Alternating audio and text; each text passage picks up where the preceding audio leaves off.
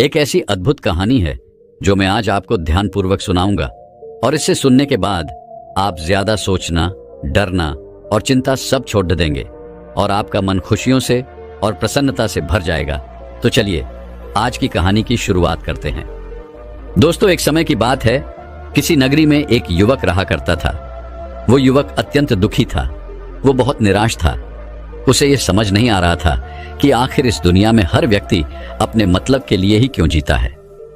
उसे हर जगह हर कोई केवल स्वार्थी नजर आता था। वह हमेशा यही सोचा करता कि उससे कोई प्यार नहीं करता, उसकी कोई परवाह नहीं करता। सब उससे मतलब के लिए अपने संबंध रखते हैं। मतलब खत्म हो जाते ही सब उसे अपने आप से दूर कर देते हैं। दोस्तों, हमारे जीवन में भी कुछ ऐसा ही होता है। हम भी हमेशा किसी न किसी का साथ ढूंढते ही रहते हैं और जब हमें किसी का साथ नहीं मिल पाता तो हम अपने आप को अकेला महसूस करते हैं, कमजोर महसूस करते हैं। हमें लगता है कि इस दुनिया में हमारे जैसे कोई है ही नहीं। हमें कोई प्यार नहीं करता, हमारी कोई परवाह नहीं करता। लेकिन हम यह भूल जाते हैं कि अंत में तो हर किसी को अकेले ही जाना है। वह व्यक्ति अपने इस अकेलेपन से बहुत परेशान हो चुका था, जिस कारण एक दिन उसने अपना घर छोड़ दिया और एक रास्ते पर निकल पड़ा। उसके मन में कई सारे विचार थे। उन विचारों में मग्न होकर वह उस रास्ते पर आगे की ओर बढ़ता ही जा रहा था। तभी उसे रास्ते में एक आश्रम दिखाई पड़ा। वह उस आश्रम की ओर आगे बढ़ा। तभी उसने देखा कि एक गुरु अपने शिष्यों को ध्यान करना सिखा रहे हैं और उन्हीं शिष्यों में से एक शिष्य ने अपने गुरु से कहा, है गुरु, आखिर यह ध्यान क्या है और इस ध्यान को करने से हमें क्या लाभ? तभी वह गुरु अपने उस शिष्य के इस सवाल का जवाब देते हुए कहते हैं, पुत्र, ध्यान ही सच है और ध्यान हमें अकेला कर देता है। हम जितने ज्यादा अकेले होते जाते हैं उतना ही हम ध्यान में उतरते चले जाते हैं और यही अकेलापन तुम्हें सत्य के मार्ग पर ले जाता है, तुम्हें सत्य की प्राप्ति करवाता है। वह युवक आश्रम के बाहर खड़े होकर यह सब कुछ देख रहा था, सुन रहा था। जैसे ही उसने उन गुरुवर के मुख से यह सारी बातें सुनी, वह दौड़ा दौड़ा उन गुरुवर के पास आया और कहने लगा, है गुरुवर, यदि ध्यान हमें अकेला कर देता है तो इसका मतलब यह हुआ कि मैं इन सब चीजों में श्रेष्ठ हूं। आप तो ध्यान का सहारा लेकर अकेले होते हैं, लेकिन मैं तो ऐसे ही अकेला हूं। मेरा ऐसा कोई नहीं है जिसे मैं अपना कह सकूं, जो मेरी परवाह करता हो, जो मेरा ख्याल रखता हो, और मैं अपनी राह पर अकेला ही चलता चला जा रहा हूं। उस व्यक्ति की ये सारी बातें सुनकर उन गुरुवर ने उस व्यक्ति को ध्यानपूर्वक देखा और उसके बाद उससे कहते हैं, भंते, अगर तुम अकेले हो तो तुम्हारे पीछे तुम्हारा पूरा परिवार, तुम्हारे मित्र, तुम्हारे शत्रु, तुम्हारे सगे संबंधी, इन सब को लेकर तुम कहां जा रहे हो? उन गुरुवर के मुख से यह बात सुनकर वह व्यक्ति चौंक उठा और उसने तुरंत ही पीछे मुड़कर देखा तो वहां पर कोई नहीं था। तभी वह उन गुरुवर से कहता है गुरुवर, कौन है मेरे पीछे? कोई तो नहीं, ना मेरे परिवार वाले, ना मेरे मित्र, ना मेरे शत्रु और ना ही मेरे सगी संबंधी। मैं तो सबको पीछे छोड़ आया हूं क्योंकि कोई मुझे नहीं पूछता, कोई मेरी परवाह नहीं करता, कोई मेरा ख्याल तक नहीं रखता, यहां तक कि मेरी कोई आवाज तक नहीं सुनना चाहता। लेकिन जब किसी के ऊपर कोई समस्या आती है तो वह मुझे अवश्य याद करता है, पर बाकी समय पर वह मुझे पूछते तक नहीं। उन्हें यह तक खबर नहीं होती कि मैं किस हाल में हूं, मैं जिंदा भी हूं या नहीं। उन सबको इन सब चीजों से कोई फर्क नहीं पड़ता। उन गुरुवर ने उस व्यक्ति की यह सारी बातें ध्यानपूर्वक सुनी और उसके बाद उस युवक से कहते हैं, भंते, तुम सही कह रहे हो, लेकिन जब तक तुम इन सभी को छोड़कर नहीं आते तब तक तुम भला अकेले कैसे हो सकते हो? वह व्यक्ति एक बार फिर से आश्चर्यचकित होकर पीछे मुड़कर देखता है और फिर उन गुरुवर से कहता है गुरुवर, यहां पर तो कोई नहीं है, मैं अकेला ही यहां पर आया हूं। लग रहा है कि आप मेरा मजाक उड़ा रहे हैं। मेरे पीछे कोई नहीं है, आप खुद देख सकते हैं, तो फिर आप ऐसा क्यों कह रहे हैं कि जाओ और इन्हें छोड़कर आओ? जब मेरे साथ कोई है ही नहीं तो मैं भला उन्हें कहां छोड़ूं, कैसे छोड़ूं? उस युवक की ये सारी बातें सुनकर वह गुरुवर मुस्कुराने लगे और उस युवक से कहते हैं, भंते, आखिर तुम मुझसे क्या चाहते हो? इस पर वह युवक उन गुरुवर से कहता है गुरुवर, मैं आपका शिष्य बनना चाहता हूं, मुझे कोई साथी चाहिए, मुझे अपना शिष्य बना लीजिए, मैं जीवन भर आपका आभारी रहूंगा। उस युवक की यह बातें सुनकर उन गुरुवर ने कहा, भंते, तुम चाहो तो यहां पर 1 महीने रह सकते हो। उसके बाद ही मैं यह निर्णय कर पाऊंगा कि क्या मुझे तुम्हें अपना शिष्य बनाना चाहिए या फिर नहीं। लेकिन तुम्हें मेरी एक बात माननी होगी। तुम्हें इन 30 दिनों के अंदर ध्यान का अभ्यास करना होगा। अगर तुम ये कर सकते हो तो तुम यहां पर अगले 1 महीने के लिए रुक सकते हो, अन्यथा तुम्हारे लिए यहां पर कोई जगह नहीं। उस व्यक्ति ने काफी सोच विचार कर उन गुरुवर से कहा, है गुरुवर, आप जैसा कहेंगे मैं वैसा ही करूंगा। आप चाहते हैं कि मैं इन 30 दिनों में ध्यान का अभ्यास करूं, तो मैं यह करने के लिए तैयार हूं। उस व्यक्ति ने उन गुरुवर की बात मान ली और आश्रम में ही रुक गया। अगले दिन सुबह सुबह वह गुरुवर उस व्यक्ति के पास आए और उस व्यक्ति से कहने लगे, भंते, तुम किससे बात कर रहे हो? तुम्हारा ध्यान कहाँ है? इस पर वह व्यक्ति जवाब देते हुए कहता है गुरुवर, मेरे साथ तो कोई नहीं है, मैं भला किससे बात करूंगा, मैं तो अकेला हूं। तभी वह गुरुवर उस व्यक्ति से कहते हैं, ठीक है, लेकिन अब ध्यान लगाओ, क्योंकि तुमने मुझे वचन दिया था कि इन 30 दिनों में तुम ध्यान का अभ्यास करोगे। उन गुरुवर के कहने पर वो व्यक्ति ध्यान करने बैठ जाता है। लेकिन पहले दिन उसे ध्यान करने में बहुत तकलीफें आती हैं, बहुत सारी परेशानियों का सामना करना पड़ता है। यहां तक कि वो ढंग से लगातार बैठ भी नहीं पा रहा था। उसके पैर मानो सुन्न से हो जाते और उसका पैर मानो काम करना ही बंद कर देता। ये सारी बातें वह गुरुवर देख रहे थे। तभी उन गुरुवर ने उस व्यक्ति से कहा, बनते, तुम जितना देर चाहो उतना देर बैठ सकते हो। ये ऐसा कोई जरूरी नहीं है कि तुम एकाएक लगातार बैठे ही रहो। यदि तुम्हें थोड़ी तकलीफ है तो तुम उठ सकते हो, टहल सकते हो और फिर आकर बैठ सकते हो। इतना कहकर वह गुरुवर वहां से चले गए। अगले दिन सुबह सुबह फिर वह उस व्यक्ति के पास आए और उस व्यक्ति से कहने लगे, भंते कौन है? किससे बातें कर रहे हो? कोई आया है क्या? उन गुरुवर की इस बात का जवाब देते हुए वह व्यक्ति उन गुरुवर से कहता है गुरुवर, यहां पर तो कोई नहीं है, आप खुद देख लीजिए, मैं भला किससे बातें करूंगा। तभी वह गुरुवर एक बार फिर उस व्यक्ति से कहते हैं, चलो ध्यान का अभ्यास करो। तभी वह व्यक्ति उन गुरुवर से कहता है गुरुवर, क्या केवल आंखें बंद करके बैठ जाना, इसे ही ध्यान कहते हैं? अगर इसे ही ध्यान कहते हैं तो यह तो बड़ा ही आसान है और इसे तो कोई भी कर सकता है, केवल आंखें बंद करके बैठना ही तो है। इसका जवाब देते हुए वह गुरुवर उस व्यक्ति से कहते हैं, भंते, केवल आंखें बंद करके बैठ जाना इसे ध्यान नहीं कहते। ध्यान करने के लिए तुम्हें अपने मन को एकाग्र करना होगा, अपने मन को किसी एक चीज पर लगाना होगा। वह कोई भी चीज हो सकती है, बाहर की कोई आवाज या तुम्हारे भीतर से आने वाली ये सांसें, इन सांसों के अंदर और बाहर होने की आवाज। तुम ऐसी किसी भी चीज पर ध्यान लगा सकते हो जो लगातार वर्तमान समय में घट रही है, ताकि तुम्हारा पूरा ध्यान उस चीज पर एकाग्र हो और तुम्हारा ध्यान कहीं भी भटके नहीं, जिस कारण तुम उस पर ध्यान लगा पाओगे। और एक बात और याद रखना, जब तुम उस चीज पर ध्यान लगाओगे तो तुम्हारा ध्यान हटना नहीं चाहिए। इतना कहकर वह गुरुवर वहां से चले गए। अगले दिन जब वह सुबह सुबह एक बार फिर उस व्यक्ति से मिलने आए तो उन्होंने एक बार फिर उस व्यक्ति से कहा, भंते, आज कौन आया है? किससे बातें कर रहे हो? बड़ी जोर जोर से आवाज आ रही है। तुम यहां पर खुद शांति पाने आए हो या फिर दूसरों को अशांत करने के लिए? वह व्यक्ति उन गुरुवर से कहता है गुरुवर, पर यहां पर तो कोई है ही नहीं, तो मैं भला किससे बात करूंगा?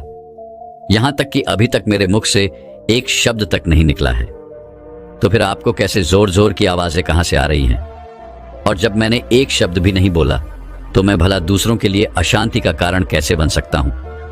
तभी वह गुरुवर उस व्यक्ति से कहते हैं, ठीक है, चलो ध्यान का अभ्यास करो। तभी वह व्यक्ति उन गुरुवर से कहता है गुरुवर, मेरा एक प्रश्न है, क्या मैं आपसे पूछ सकता हूं? तभी वह गुरुवर उस व्यक्ति से कहते हैं, पूछो, तुम्हें क्या पूछना है? तभी वह व्यक्ति उन गुरुवर से कहता है गुरुवर, आप कहते हैं किसी भी एक चीज पर ध्यान लगाओ, जो वर्तमान समय में घट रही हो उस पर अपना पूरा ध्यान लगा दो। लेकिन जब मैं अपनी सांसों पर या फिर किसी ऐसी चीज पर ध्यान लगाने का प्रयास करता हूं जो लगातार घट रही है, तो मेरा ध्यान लगातार नहीं रह जाता। मैं पल पल भटकता रहता हूं। कभी मुझे कुछ याद आने लगता है तो कभी मुझे कुछ और याद आने लगता है। वो पुरानी चीजें, वो पुरानी यादें मेरा पीछा नहीं छोड़ती। आपके कल यहां से चले जाने के बाद मैंने ध्यान करने के लिए बहुत प्रयास किया, लेकिन वह पुरानी यादें बार बार मुझे याद आ रही थी, जिस कारण मैं एक चीज पर ध्यान लगा ही नहीं सका। तो अब मुझे क्या करना चाहिए? उस व्यक्ति की यह सारी बातें सुनकर वह गुरु मुस्कुराने लगे और वहां से चले गए। उन गुरुवर की हंसने की वजह उस व्यक्ति को समझ नहीं आई। अगले दिन सुबह सुबह एक बार फिर वह गुरुवर उस व्यक्ति के पास पहुंचे और कहा, भंते, ये तुम क्या कर रहे हो? इतना आलस, चारों ओर आलस ही आलस फैला हुआ है। अपने पास से आलस को भगाओ, अन्यथा यह तुम पर हावी हो जाएगा और फिर तुम हमेशा इसके अधीन बनकर रहोगे। तभी वह व्यक्ति गुरुवर से कहता है गुरुवर, आप तो रोज एक ही बात कहते हैं कि यहां पर कोई है, लेकिन मुझे तो कोई नजर आता ही नहीं। आप ही बताइए, यहां पर कौन है?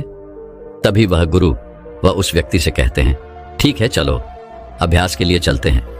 तभी वह व्यक्ति उन गुरुवर से कहता है गुरुवर, मेरा एक प्रश्न है, आपकी आज्ञा हो तो मैं आपसे पूछना चाहता हूं। है गुरुवर। उस व्यक्ति से कहते हैं, हाँ पूछो, क्या प्रश्न है तुम्हारा? तभी वह व्यक्ति उन गुरुवर से कहता है गुरुवर, आपकी कृपा से अब मैं पहले से बेहतर तरीके से ध्यान कर पा रहा हूं, लेकिन अभी भी मुझे एक समस्या आ रही है, और वह यह है कि जब भी मैं अपनी सांसों पर ध्यान देता हूं तो मेरा मन एकाग्र तो होता है और मैं पहले से ज्यादा और अच्छी तरह से ध्यान भी लगा पाता हूं, लेकिन ध्यान लगाते लगाते मुझे नींद आने लगती है और मैं सो जाता हूं। फिर उसके बाद मुझसे ध्यान नहीं हो पाता। उसके बाद केवल बस मुझे नींद ही नींद आती रहती है और मैं ध्यान की तरफ फिर अपने आप को मोड़ नहीं पाता। उस व्यक्ति की यह बात सुनकर वह गुरुवर उस व्यक्ति से कहते हैं, यह तो अच्छी बात है। इतना कहकर वह वहां से चले जाते हैं। 5वें दिन जब सुबह सुबह वह गुरुवर उस व्यक्ति के पास पहुंचते हैं तो वे कहते हैं, भंते, तुमने इतने लोगों को क्यों बुला रखा है? इतने सारे लोग तुम्हें ध्यान नहीं करने देंगे। तुमने इतने सारे लोगों को क्यों बुलाया है? इन्हें यहां से जल्दी भेजो। मुझे ये बिल्कुल नहीं पसंद। तुम तो यहां पर अकेले आए थे जैसा कि तुमने कहा, तो फिर इतने सारे लोगों को तुमने आज क्यों बुला रखा है? इन्हें अभी के अभी वापस छोड़कर आओ। तभी वह व्यक्ति उन गुरुवर के बारे में मन ही मन ये सोचता है कि लगता है गुरुवर पागल हो चुके हैं। जब भी रोज आते हैं तो हमेशा एक ही बात कहते हैं कि यहां पर कोई है, लेकिन मुझे तो कोई नजर ही नहीं आता। बड़ी विनम्रता से उन गुरुवर से कहा, है गुरुवर, शायद आपकी आंखें जो देख पा रही हैं वह मैं नहीं देख पा रहा हूं।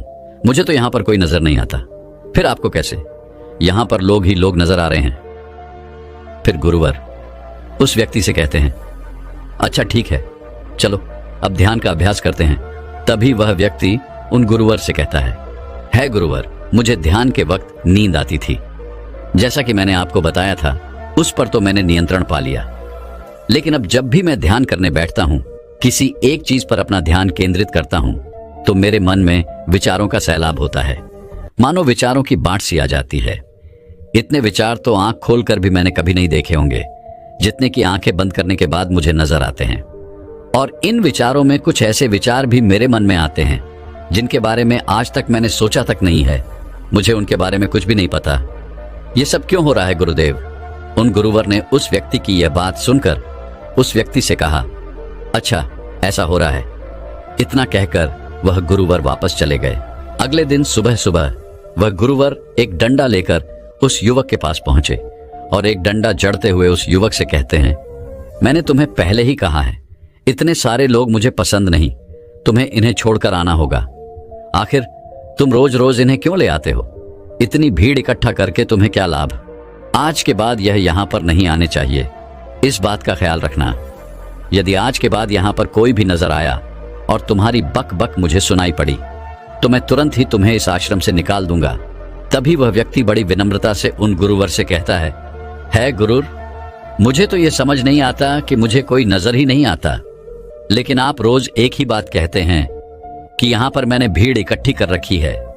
जिन लोगों को भी मैंने लाया है उन्हें मुझे छोड़कर आना होगा, लेकिन मैं आपसे हर रोज एक ही बात कहता हूं कि मुझे कोई नहीं नजर आता, ना ही मुझे कोई यहां पर दिखाई पड़ता है और ना ही मैं अपने मुख से एक शब्द भी निकालता हूं, लेकिन फिर भी आप कहते हैं कि आपको लोगों की आवाजें सुनाई पड़ रही हैं।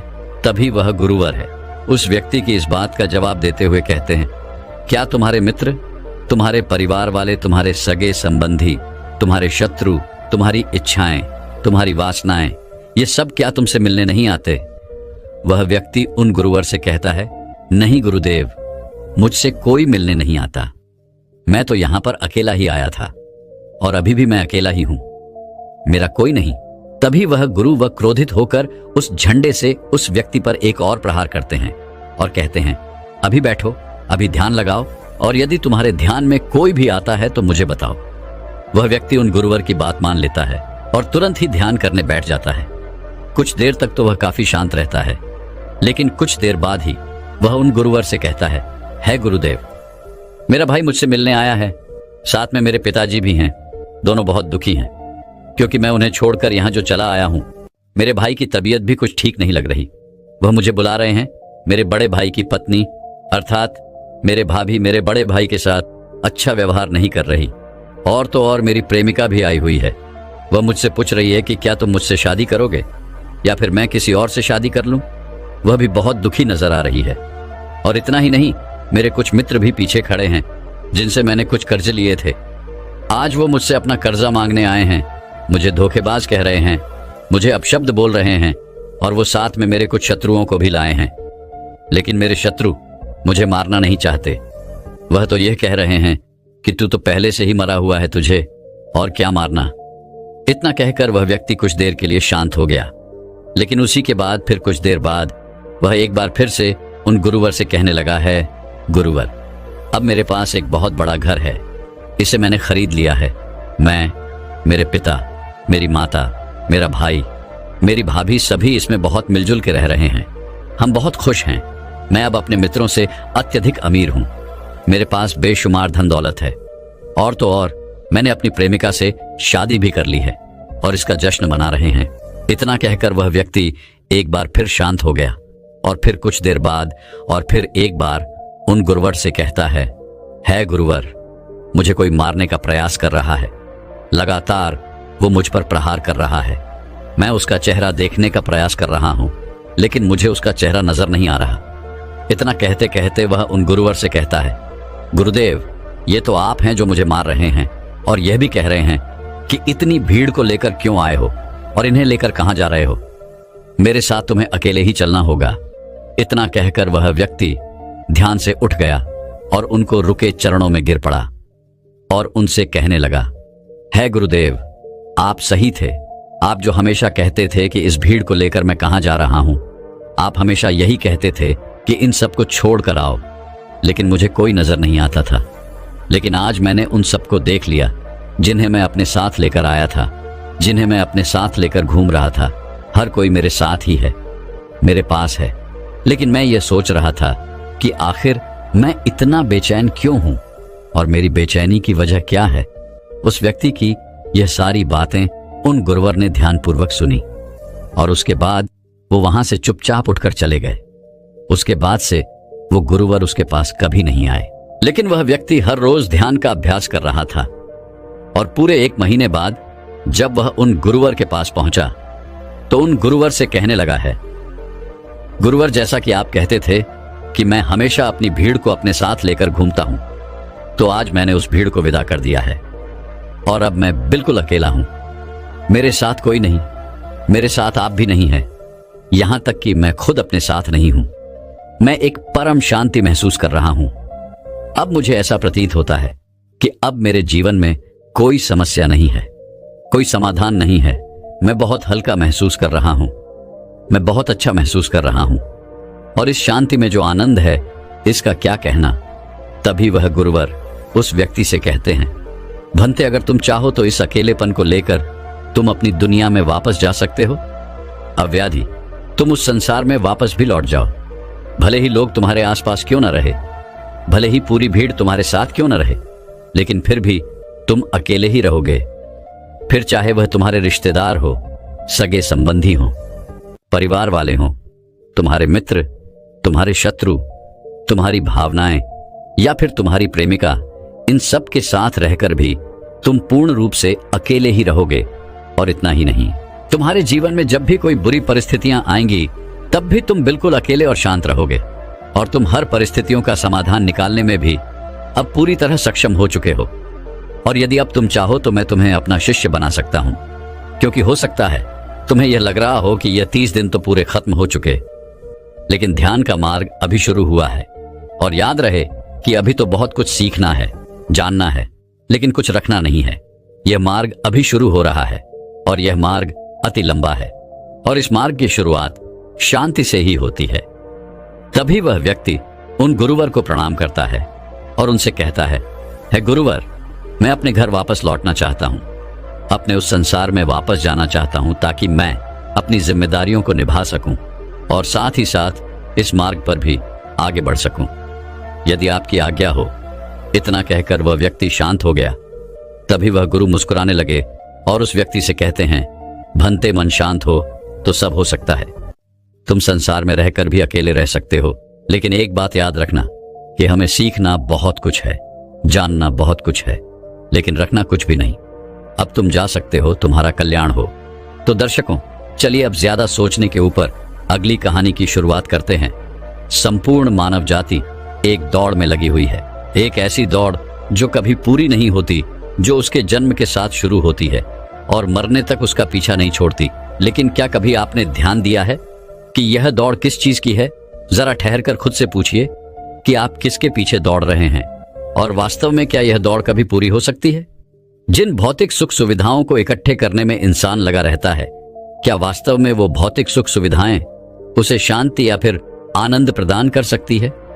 सिकंदर ने मरने से पहले अपने सभी मंत्रियों को कहा था कि जब मेरी अर्थी उठाई जाए तो मेरा शरीर ढका हुआ नहीं होना चाहिए, मेरी हथेलियां खुली होनी चाहिए, ताकि सारी दुनिया यह देख सके कि जो सिकंदर पूरी दुनिया को जीत सकता था, वो भी अपने साथ कुछ नहीं ले जा सका। उसके हाथ खाली के खाली रह गए।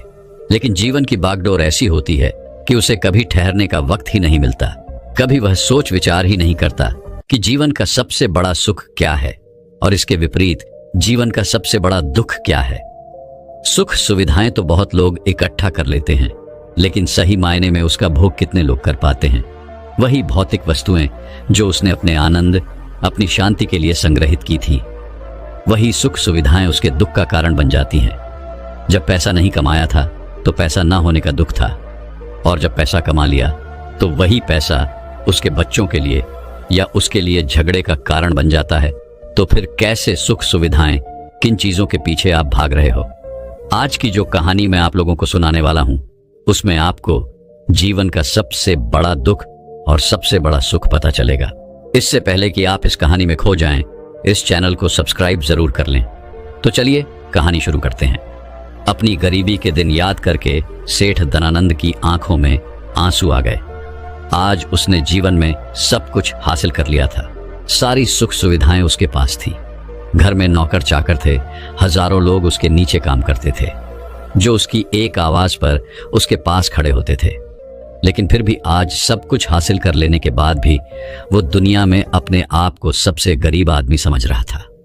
आखिरकार अपनी गरीबी के दिन याद करके उसकी आंखों में आंसू आ गए। उसके पास कुछ नहीं था, लेकिन तब भी वो प्रसन्न रहता था। लेकिन आज सब कुछ होने के बाद भी वो प्रसन्न नहीं था। और दुनिया में वही आदमी सबसे गरीब होता है जो सब कुछ होते हुए भी अकेला महसूस करता है। उसे एहसास होने लगा था कि धन संपदा या भौतिक सुख सुविधाएं उसके मन की पूर्ति नहीं कर सकती। लेकिन अब तो बहुत देर हो चुकी थी। उसका पूरा जीवन बीत चुका था। अब पूरे जीवन की कमाई उसे व्यर्थ लगने लगी। उसे लगने लगा कि उसने जो कुछ कमाया वो सब यूं ही था, व्यर्थ था। ये एहसास उसे जीवन में पहले कभी नहीं हुआ था। काश उसे ये एहसास पहले हो गया होता तो वह ठहर जाता, रुककर चिंतन करता कि जो चीज वह इकट्ठी कर रहा है, क्या वास्तव में वह इकट्ठी करने लायक है। अगर उसे यह बात पहले पता चल गई होती तो वो अपने जीवन में सार्थकता खोजने की कोशिश करता। वो उस रहस्य के बारे में खोज करता जो उसके मन की पूर्ति करता, जो उसका अकेलापन दूर करता, जो उसके जीवन को संपूर्ण बना देता। उसने अपने दोनों बेटों को अपने पास बुलाया और उन्हें जीवन की सीख समझाने की कोशिश करने लगा। सेठ ने अपने बेटों से कहा कि बेटा, मेरे को तो जीवन में कोई बताने वाला नहीं था, सही रास्ता दिखाने वाला कोई था ही नहीं, इसलिए मैं उस रास्ते पर चलता रहा जिसका कोई अंत नहीं था। और आखिर में पहुंचकर मुझे महसूस हुआ कि जितना रास्ता मैं तय करके आया हूं उतना ही रास्ता बाकी और है। शायद मैं गलत रास्ते पर निकल पड़ा था और अब इतना समय नहीं बचा कि मैं नए रास्ते पर फिर से नया सफर शुरू करूं। उसने अपने दोनों बेटों से कहा कि बेटा पता है दुनिया में सबसे बदनसीब आदमी कौन होता है? वो जिसके पास सब कुछ होते हुए भी कुछ नहीं होता, जो अपने आप को सब कुछ होते हुए भी अकेला महसूस करता है। भला इससे बड़ा दुख, इससे बड़ी बदनसीबी और क्या हो सकती है? यह सुनकर उसके बड़े बेटे ने कहा कि पिताजी, सब कुछ तो आपके पास है, धन संपदा, पूरा परिवार, सारी खुशियां आपके पास है, लेकिन फिर भी आप अपने आप को बदनसीब क्यों समझते हैं? उसका बड़ा बेटा वह नहीं समझ पा रहा था जो उसके पिता उसे समझाने की कोशिश कर रहे थे। फिर भी उसने अपनी बात को समझाने की कोशिश करते हुए कहा, अभी तुम्हें लगता है कि जीवन में तुम्हारे पास सब कुछ है। मुझे भी तुम्हारे उम्र में ऐसा ही लगता था, लेकिन अब मैं बूढ़ा हो चला हूं। कुछ समय बाद मेरी मृत्यु भी नजदीक है और अब मुझे एहसास हो रहा है कि दुनिया में तो सब कुछ पीछे छूट जाता है। घर, परिवार, रुपया, पैसा, धन संपदा, सब कुछ यही रह जाता है और आखिर में मेरे साथ जाएगा क्या? क्या मैं दुनिया में सबसे अकेला इंसान नहीं हूं? क्या मैं दुनिया का सबसे बदनसीब आदमी नहीं हूं, जिसके पास सब कुछ होते हुए भी वह अपने साथ कुछ भी नहीं ले जा सकता? सेठ के बेटे ने सेठ से सवाल पूछा कि पिताजी, फिर दुनिया में क्या इकट्ठा करना चाहिए? ऐसे तो हर इंसान अकेला ही होता है। कौन इंसान इस दुनिया में भला ऐसा होता है जो अपने साथ इस दुनिया की सुख सुविधाएं या फिर अपना परिवार को साथ लेकर जाता है? सब लोग तो अकेले ही जाते हैं। फिर तो दुनिया में हर एक आदमी बदनसीब ही हुआ। यही सवाल सेठ के मन में भी उठ रहा था, लेकिन उसके खुद के पास इसका कोई जवाब नहीं था, तो वह अपने बेटे को भला इसका क्या उत्तर देता। इसीलिए उसने अपने बेटे से कहा कि बेटा, मैं खुद इस सवाल का जवाब तलाश रहा हूं। अगर एक आदमी के पास सब कुछ होते हुए भी वह अकेला है, उन भौतिक सुख सुविधाओं का वह भोग नहीं कर पा रहा है, तो वह सबसे बड़ा दुख हुआ। मैं मानता हूं दुनिया का सबसे बड़ा दुख यही है कि आपके पास सब कुछ होते हुए भी आप अकेलापन महसूस करो। लेकिन इसके विपरीत दुनिया का सबसे बड़ा सुख क्या हो सकता है? इस सवाल का जवाब तो मेरे बेटे मुझे भी नहीं पता। इसीलिए मैं यह चाहता हूं कि मेरे मरने से पहले जिस सवाल का जवाब मुझे नहीं मिला, वह जवाब तुम अपने जीवन में ढूंढो। और यकीन मानो, अगर तुमने अपने जीवन में इस सवाल का जवाब ढूंढ लिया तो तुम दुनिया के सबसे सुखी इंसान कहलाओगे। यह कहानी सुनाकर गुरु ने अपने शिष्यों से सवाल पूछा कि दुनिया में सबसे बड़ा सुख क्या होता है। सभी शिष्य ध्यानपूर्वक अपने गुरु की यह कहानी सुन रहे थे। संध्या का समय था। धीमी धीमी हवा चल रही थी, जिससे कि पेड़ की पत्तियां हिल रही थीं। आसमान में पक्षी सहचा रहे थे। सूर्य अस्त होने को आया था और सभी शिष्य अपने गुरु से इस सवाल का जवाब जानना चाहते थे। लेकिन इससे पहले ही गुरु ने अपने शिष्यों से सवाल पूछ लिया। इसका उत्तर देते हुए एक शिष्य ने कहा कि गुरुदेव, दुनिया में सबसे सुखी इंसान वही है जिसका शरीर सुखी है। अगर आपके शरीर में बीमारियां हैं तो आपके पास कितनी भी भौतिक सुख सुविधाएं हों, आपके लिए वो व्यर्थ है। और इसके विपरीत अगर आपका शरीर सुखी है, अगर आपका शरीर स्वस्थ है, तो चाहे आपके पास कुछ भी नहीं हो, लेकिन उसके बावजूद आप अपने जीवन में सुखी रहोगे। इसलिए संसार का सबसे बड़ा धन हमारा शरीर होता है। यह सुनकर दूसरे शिष्य ने उसका विरोध करते हुए कहा कि गुरुदेव, दुनिया में बहुत से लोग ऐसे हैं जिनका शरीर एकदम स्वस्थ है, लेकिन बावजूद इसके वो अपने जीवन में सुखी नहीं है। मैं मानता हूं कि जीवन में सबसे ज्यादा सुखी वही इंसान है जिसका मन सुखी है। गुरु ने अपने इस शिष्य से सवाल किया कि अच्छा, ये बताओ कि मन को सुखी किस प्रकार किया जा सकता है। इसका जवाब देते हुए उस शिष्य ने कहा कि गुरुदेव, मन कभी भी संतुष्ट नहीं होता है। अगर हम किसी प्रकार मन को संतुष्ट करना सीख लें तो फिर हम किसी भी परिस्थिति में आनंद और शांति से रह सकते हैं। लेकिन समस्या यही होती है कि मन का भला कभी होता ही नहीं है। मन को चाहे कितना भी खिला दो, लेकिन उसकी भूख कभी पूरी नहीं होती। चाहे उसको कितना ही धन दे दो, लेकिन बावजूद इसका लालच बढ़ता ही जाता है। अब गुरु ने सभी शिष्यों को समझाना शुरू किया। गुरु ने कहा कि अज्ञानतावश मनुष्य कभी यह समझ नहीं पाता कि उसका मन हमेशा से खाली था, लेकिन व्यर्थ की चिंताएं, व्यर्थ के लक्ष्य अपने जीवन में बनाकर उसने अपने मन को बांध लिया। जिस मन की प्रवृत्ति हमेशा खाली रहने की थी, उसने उस मन को कूड़े कचरे से भर लिया। इसीलिए वह मन जो बचपन में हमेशा खाली रहता था, हर चीज में, हर खेल में आनंद ढूंढ लेता था, अकेले में भी आनंद पूर्वक, शांति पूर्वक रहता था। अब वही मन सब कुछ मिल जाने के बाद भी हमेशा दुखी रहता है। लेकिन अगर इंसान सिर्फ वर्तमान में रहना सीख ले, सिर्फ इतना सा होश प्रकट कर ले कि उसे हमेशा वर्तमान में रहना है, ना तो भविष्य की कल्पनाओं में, ना अतीत की यादों में, सिर्फ वर्तमान में, सिर्फ इस एक सूत्र से वो अपने पूरे जीवन को बदल सकता है। वर्तमान में रहकर सभी सूक्ष्म सुविधाओं का भोग करना, पूर्ण होश के साथ, पूर्ण आनंद के साथ हर एक चीज का भोग करना, सिर्फ यही जीवन को सुखी बना सकता है। हम हर चीज को, हर काम को, हर रिश्ते को आधे अधूरे मन से निभाते हैं। जैसे कि खाना खाते समय हमारा दिमाग कहीं रहता है, हमारा शरीर कहीं रहता है, और इसीलिए जब शरीर और मन में दूरी पैदा होती है तो उससे तनाव पैदा होता है। अगर आपका शरीर और आपका मन और मस्तिष्क सभी एक जगह पर संगठित होना सीख लें, तो फिर आप अपने जीवन में उस शांति, उस आनंद का एहसास कर पाएंगे जो बड़े बड़े योगी पहाड़ों में तपस्या करके प्राप्त करते हैं। लेकिन इसके लिए जीवन में ज्ञान के प्रकाश का उदय होना बहुत आवश्यक है, क्योंकि अज्ञानता में आप अपने मन को कभी नहीं समझ पाएंगे। मन को समझना इस दुनिया का सबसे कठिन कार्य होता है।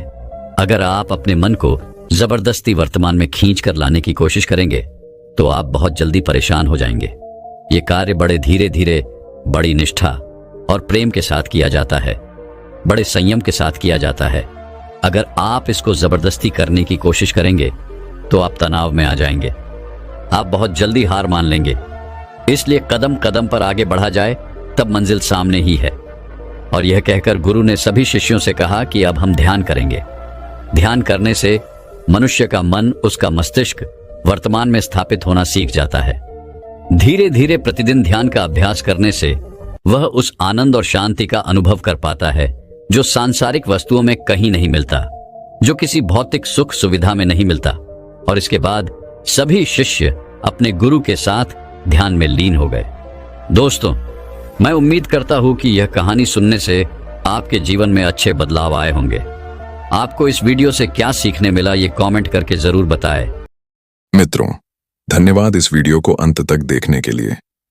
अगर आपको हमारा आज का संदेश अच्छा लगा हो, आपके मन को छू गया हो, तो कृपया इस वीडियो को लाइक करें, अपने दोस्तों और परिवार के साथ शेयर करें, ताकि ये दिव्य ज्ञान और आशीर्वाद हर घर तक पहुंच सके। और यदि आप हमारे चैनल जय मटाजी तनम पर नए हैं तो चैनल को सब्सक्राइब जरूर करें और साथ ही बेल आइकन दबा दें, ताकि भक्ति भाव, प्रेरणादायक कथाएं और आध्यात्मिक वीडियो आप सबसे पहले देख सकें।